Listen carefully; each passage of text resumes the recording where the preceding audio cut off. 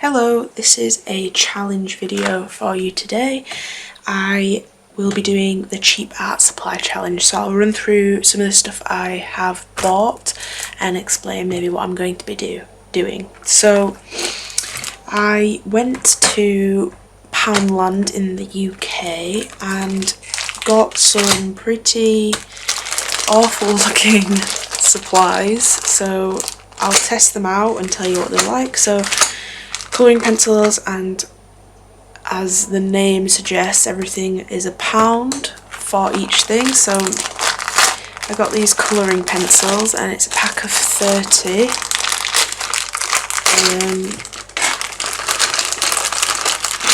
So they actually have some of them have this nice matte barrel and some have a bit of a shiny barrel, some of them are a bit not sharpened very well either. There's an okay range of colours. We'll have to see. I'll test those out in a second. Next I got this pack of felt tip pens, also £1. There's 30 in the pack. I think a couple of them come with double colours, so there's not exactly 30 colours. And usually I work with the alcohol markers, and these are obviously water-based, so we'll have to see how well these do. Just a small bullet nib. Yeah, I'll test those out in a second as well. As I got these as well, but these are from the Works in the UK as well, but they're not as cheap. This pack was £4, but it's obviously not a branded style type art medium. So they're brush pens, and I wanted to try out some coloured brush pens, but didn't want to spend a fortune on some really expensive ones. So I got these, and they're water-based, but they have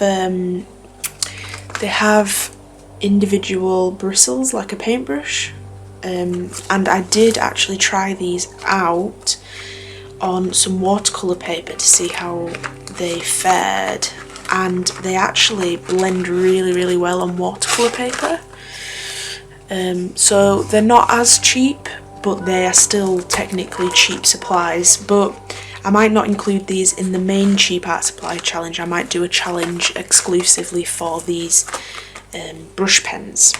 So that's those. As far as paper went, I didn't want to get a booklet where it's cheap paper because I probably use it once and then never use it again.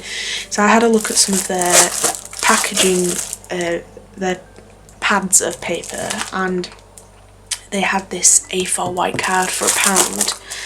Now, it's not very thick card,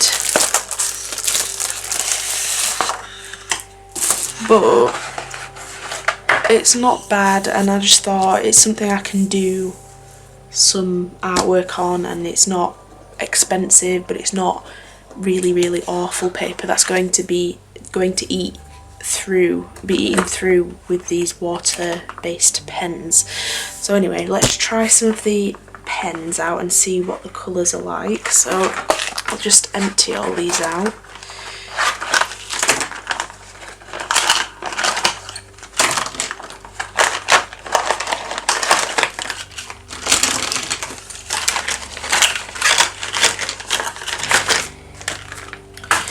Okay, so there's quite a lot of colours, but like I said earlier, there is a lot of duplicate colours. So some duplicate blues, some duplicate dark reds, fuchsia colours, leaf greens.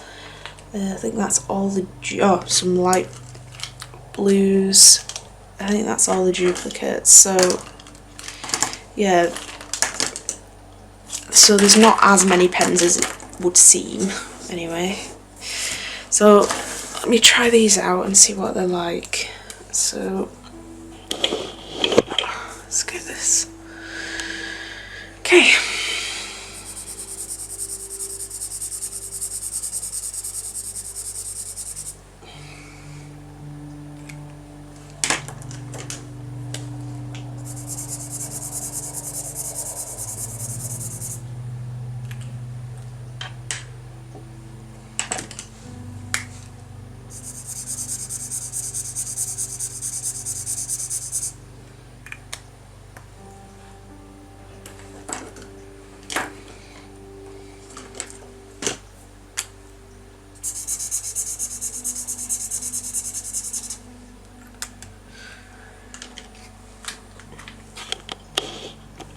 Okay, so that is the colour range that I would be working with the felt tip pens.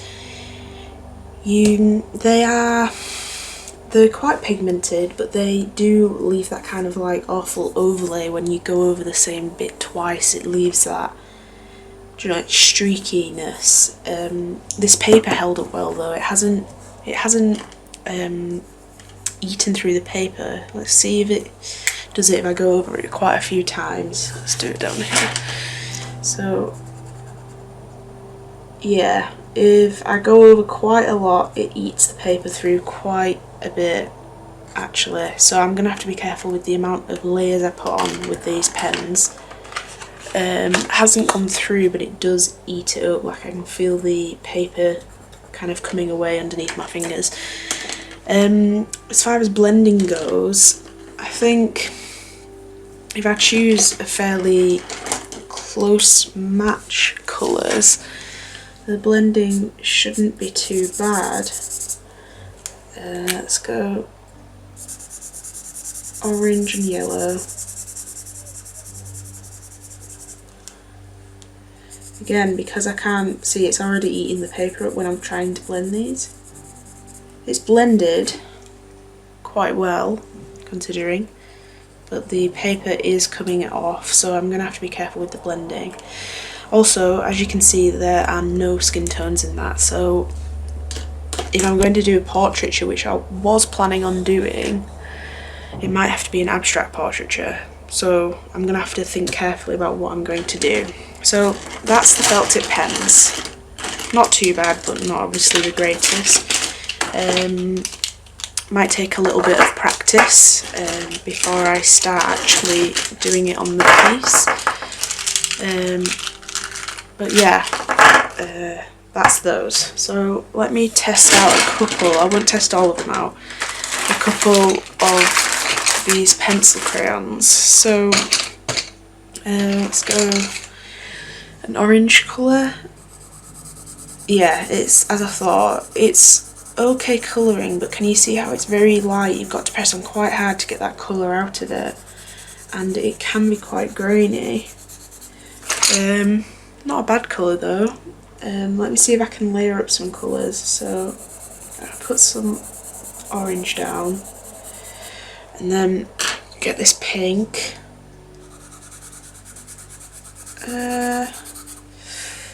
This pink's not very good. No, let's try another colour. It's purple. Yeah, layering just leaves an awful grainy look to it. It's not the greatest, but I suppose it's the best you can get for cheap colours, really. I'll make a... no, I won't. I don't think I'll need to make a colour chart with these because they're quite self-explanatory. They're not exactly what's the word? They're not exactly like pens where you see the colour on here and it turns out differently. So those are those. For the brush pens, I'll do a quick, even though I might not be using those in this video, I'll do a quick little show of how they are like. So water-based, but can you see how they have this kind of look to them? It's kind of very watercolory, like I'm working with watercolour paint. Very nice actually, and for £4 it's not cheap, but it's not bad, is it? Let's blend another colour. That was a game if you just heard that. Blend. So on this paper it blends not great, but it does blend a little bit because of the water-based almost watercolour feel. As you can see, that came out a little bit purple then when I blended it with that red. Yeah, it's not bad. It's going to be very difficult to do normal artwork, which I would normally do with these materials, but Nevertheless, that's what this is. It's a challenge, so I will work on something and show you the process and then the finished product at the end, and give you my thoughts on how well I thought these materials worked. So I'll see you at the end of the video. Thank you.